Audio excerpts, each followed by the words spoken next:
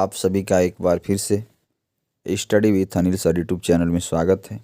यह वीडियो केवल 12,460 शिक्षक भर्ती से जुड़े अभ्यर्थियों के लिए है। 12,460 शिक्षक भर्ती बहुत दिनों से कोर्ट में फंसी हुई है। 4 वर्ष से लोग नियुक्ति पत्र का इंतजार कर रहे हैं। कोर्ट में डेट नहीं पड़ पा रही है। इसको लेकर बहुत लोग चिंतित थे। बहुत लोग कहे कि सर इस पर वीडियो नहीं बना पा रहे हैं। तो बताओ, जब तक कोई नई अपडेट नहीं, उसका वीडियो बनाने से कोई मतलब नहीं रहता है। रोज़ रोज़ वीडियो बनाइए बिना तर्क वितर्क का, उससे कोई फ़ायदा नहीं रहता है। तो 12,460 शिक्षक भर्ती की बहुत बड़ी अपडेट आ चुकी है।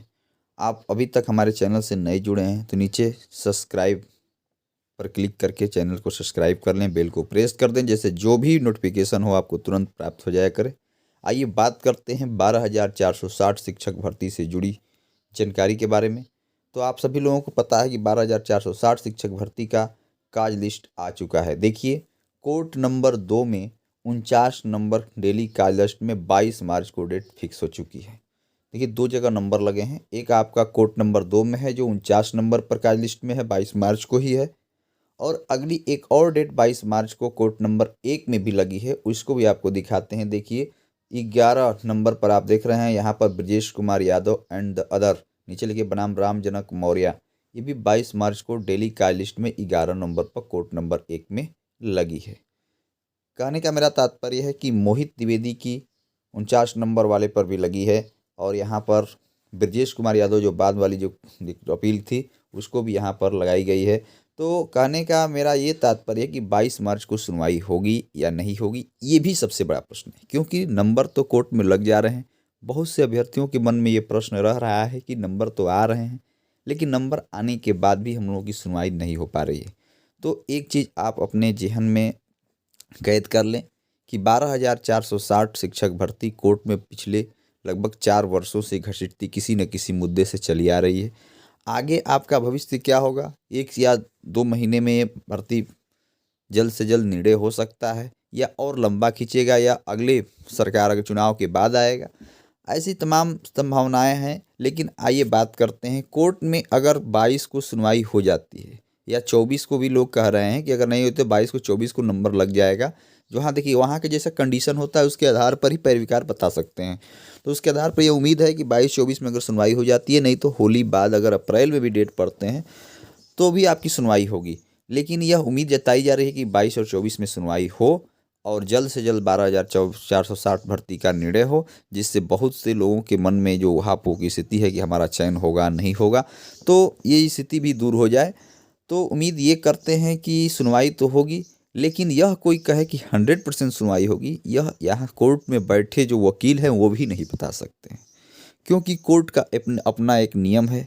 उस आधार पर कोर्ट में अगर अपील पड़ती है, उसके बाद भी अगले पिछले दिन का अगर उस दिन मैटर कोई आ जाता है, लंबा खींच जाता है, तो नंबर आपका नंबर सीरियल 1-2 पर भी पड़े रहे तो कोई एक नंबर उठा लेते हैं, तो आपका सुनवाई उस दिन नहीं हो पाया करती है। तो ये सब कोर्ट के आधार पर है, कोर्ट क्या निर्णय लेती है और आपके भाग्य के भी ऊपर है। उम्मीद जताते हैं कि अगर 22 को सुनवाई होती है, या अगर नहीं सुनवाई होती, अगली लंबी डेट पड़ जाती है, अप्रैल में डेट पड़ती है, तो इतना मान कर चलिए कि अगर सुनवाई होती है तो 1 से 2 हेयरिंग में ही आपका मामला निस्तारित हो सकता है। ऐसी संभावनाएं जताई जा रही हैं, और हम सभी लोग ये भरोसा रखें कि अप्रैल मई तक सुनवाई हो जाए, कि जैसे जून जुलाई आते आते जो भी लोग चयनित हों विद्यालय में पहुंच सकते हैं जुलाई में। लेकिन ये सब कुछ आपके भाग्य, लक और कोर्ट की सुनवाई के आधार पर ही स्पष्ट हो पाएगा। लेकिन पूरा भरोसा है कि जून से पहले मामले का निर्णय हो जाना चाहिए।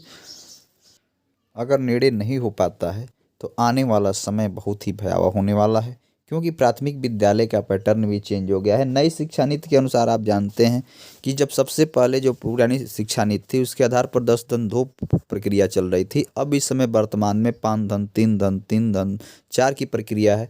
इसमें आप देखिए, एक लेटर कल का एक तैयार भी हो गया है गठन, जिसमें प्री प्राइमरी स्कूल की बात की गई है। देखिए, महानिदेशक स्कूली शिक्षा एवं राज्य परियोजना निदेशन कार्यालय, अर्थात राज्य परियोजना निदेशक ने एक समिति गठित कर दी है, जिसमें प्री प्राइमरी स्कूल होगा, माने कक्षा 2 तक अब प्राथमिक विद्यालय में नहीं जोड़े जाएंगे, वो प्री प्राइमरी स्कूल में जाएंगे।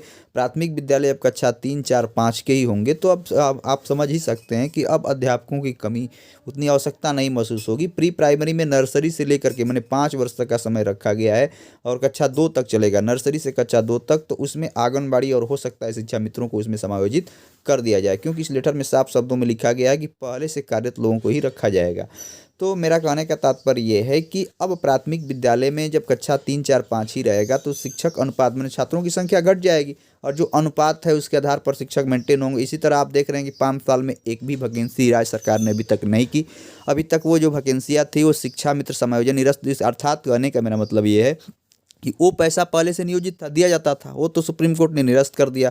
उसी पदों को भरा, उसमें भी पदों को बचा लिए, जब आए उसी समय से सरप्लस बचाए। 4 वर्ष बीत गया, अभी तक नया पद सृजन नहीं हो पाया है सरकार की तरफ से, अर्थात उसका आवंटन पैसा भी अलग लगाना नहीं पड़ा और पीछे वाले पैसे के आधार पर भर्तियाँ भी कर दी गई और गिना भी दिया गया और अभी तक सरप्लस बताया जा रहा है। तो आने वाला समय बहुत ही भयावह हो सकता है। अभी 4 साल में प्राथमिक विद्यालय में नई वैकेंसी राज्य सरकार ने अपनी तरफ से पद सृजित करके नहीं दिए और आने वाले समय में भी बहुत दयनीय है। तो 12,460 शिक्षक भर्ती आप लोगों के लिए बहुत ही महत्वपूर्ण हो सकती है, इस पर जोर दीजिए। उम्मीद करते हैं जून तक मामला निस्तारित हो जाए।